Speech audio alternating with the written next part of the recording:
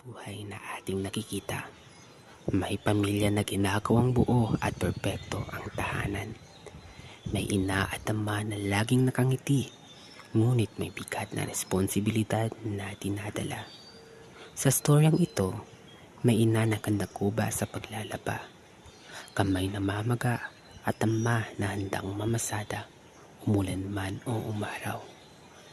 May mga nakakatandang kapatid tayo na handang tumulong, nagsisilbing pangalawang magulang na handang pagsabihan, suwayin sa ating ginagawa at itinuturo tayo sa tama at mali. Sa tahanang binuo ng pagod ng mga palad, may dalawang anak na nahulog sa liwanag ng social media, na unti-unting nawala, nalimot ang pagmamahal na nagpalaki sa kanila. Si Isa, umahabol sa papuri sa mundong hindi naman siya tunay nakikita. Si Joey, isinugal ang kinabukasang pinaghirapan ng kanilang magulang. Habang lalong lumalakas ang tawag ng social media, lalong lumalabo ang kanilang tunay na pagkatao. Sa katahimikang sumunod, natanaw nila ang pagod sa mga mata ng kanilang magulang at ang pamilyang unti-unting naglaho dahil sa mga desisyon nilang mali. Sa kwentong ito ay isang bulong sa puso. Magbalik, magising, alalahanin bago pa maging alaala na lang ang pamilyang minsan mo nang hindi pinansin.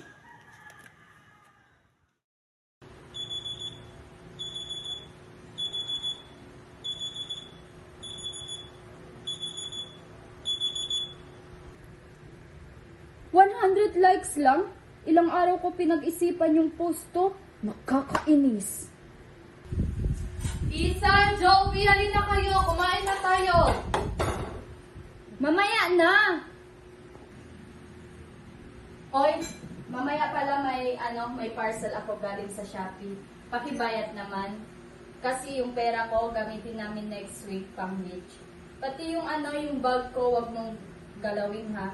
Limited edition yun, mag-ipon ka na. Aabot yun 10K.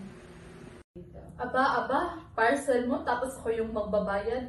Mahiya ka naman hindi mo ako maid. Pwede ba magtrabaho kayo, hindi yung puro hilata kayo dyan sa kwarto, cellphone ng cellphone. Ano ba ate? Kapag ako yumaman, bibilhin ko lahat ng gusto mo. Alam mo ba, sa TikTok, may 100k followers na ako. At sa YouTube, mayroon na din ako 900k subscriber. Road to 1M na yon. Pag yun nag 1M ate, may marireceive na ako na money. Bibilin ko talaga lahat ng gusto mo. Tapos, dyan naman kayo aasa. Yung mga pera nyo nga, binibili nyo lang sa mga luho nyo, hindi man lang kayo marunong tumulong kina mama sa mga gastusin dito sa bahay. Kung mo sabihin nagsiselos ka, kung ako sa'yo, dyan ka na lang magtrabaho ka, di ba dyan ka naman magaling?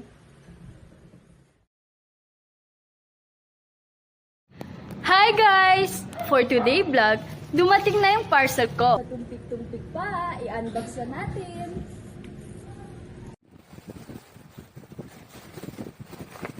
So guys, ito nga pala yung parcel ko. Let's try. Upside lang, tapon ulit ito. Diyan. Ipasok mo yan ulit. Tapos, parang itapon mo din sa camera pero hindi talaga sa ground. 1, 2, 3, go. Okay na. Next. Tapos, unbox ka ulit. Tapos mo talaga. Wala man to iba plastic. Yung iba lang. Kasi di na. Ito, dito na yan. Sige. Hindi, yung plastic talaga niya na malaki. Tapos, next. 1, 2, 3, go. Eyeshadow.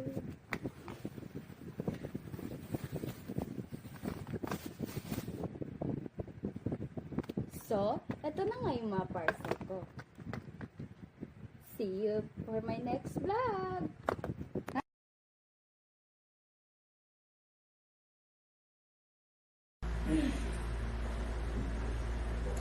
Ano ba yan, Lisa? Yung mga kalat mo, linisin mo, hindi ka na bata.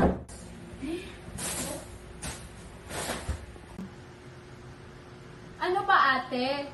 Pagod na pagod ako. Lilinisin mo tong kalat mo, ika-cut off ko yung allowance mo. Ano ba? Pagod nga yung tao, di ba? Saan parte yung hindi mo maintindihan? Oh, Isa, rinig na rinig ko ang boses niya sa labas. Anong nangyayari?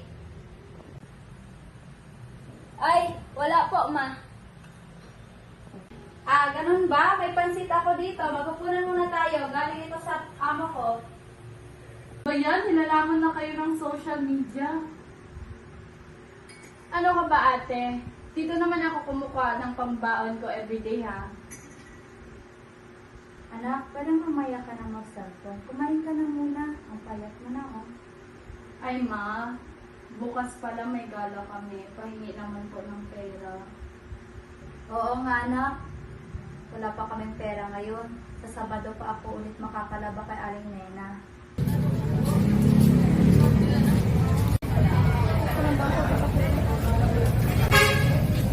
Uy, pa, pahingi naman ng pera. Pasensya na nak, nagpumal kasi ngayon ng pasada, wala akong pera ngayon. Ano ba yan? Yan na lang nga yung hinihingi ko. Bahala ka dyan. Hoy, pahiram nga ng 100. Naglaro pa ako ng ML, ubos na yung load ko. Bayaran ko lang pagtapos na yung postahan namin. Ano? Manghihiram ka na naman? Mahiya ka naman, oh. Hindi mo nga nilike yung post ko. Mangungutang ka.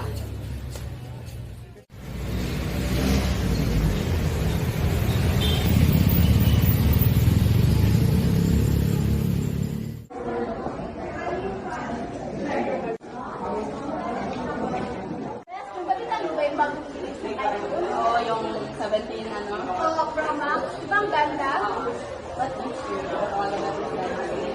Oo, pili tayo. Hey, Yote.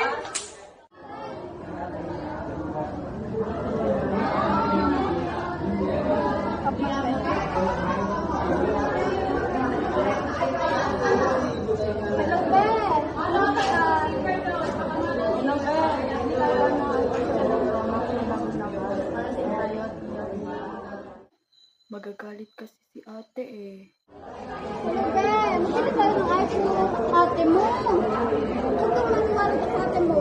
Ingit yung kayo, pero dalawa ka. Sabi mo, hindi tira, nagulugan na lang. O, isa. Maniwala dyan, be. Ang kalat mo, be. Hindi lang ate mo, be. Huwag ka na makinig sa ate. Ang mahalaga doon. Oo, be. Sige na, bukas ha. Sige na. Go na tayo tayo. Go na. Kami na bahala sa atin. Bye-bye, ingat. Bye.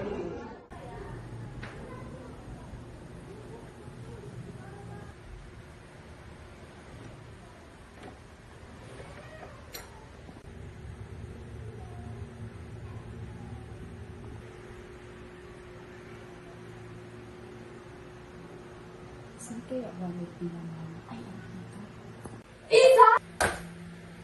Sa lahat ng ginawa nila papa at para sa iyo, yan pang igagawin mo. Kahit na nagkakasakit si mama at papa, kumakayod pa rin sila kahit nananakit na ang mga buto-buto nila. Bakit? Para lang matusto sa mga kagustuhan nyo dahil sa social media na yan at mga tao na nakakasalmuha at nakakasama nyo, nai-impluwensya na din kayo ng gumagawa ng mga bagay na di ka nais-nais. Isa! Joey, ano yung nabalitaan ko? Ha? Anong nangyari sa inyo? Mga anak, lahat man tayo ay nagkakamali, ngunit kailangan pa rin nating pahalagahan ang ating mga sarili. At huwag kalimutan na kung ano man ang buhay natin sa social media ay iiba sa totoong buhay.